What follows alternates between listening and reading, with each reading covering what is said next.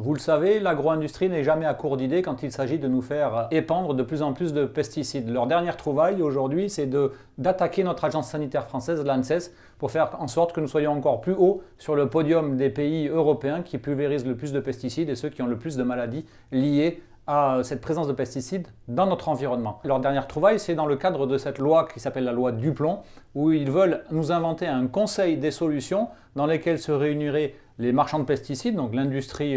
des pesticides, mais aussi tout ce que les représentants de l'agro-industrie comptent de plus fervents défenseurs, pour finalement donner à l'ANSES des consignes, des priorités sur quels pesticides il faudrait autoriser ou pas autoriser dans notre pays, faisant ainsi fi de toute la documentation scientifique qui aujourd'hui permet de prendre des décisions sur l'autorisation ou l'interdiction de mise sur le marché de produits dans notre pays. Dans ce contexte, il me semble utile de revoir complètement cette question-là et de sortir du conflit d'intérêts. Aujourd'hui, l'ANSES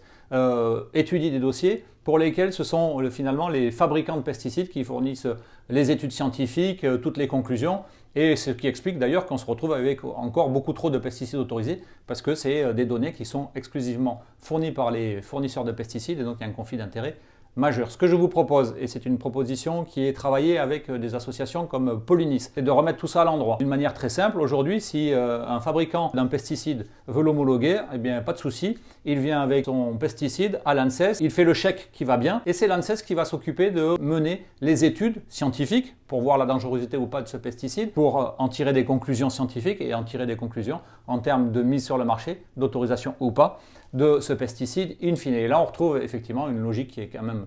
beaucoup plus saine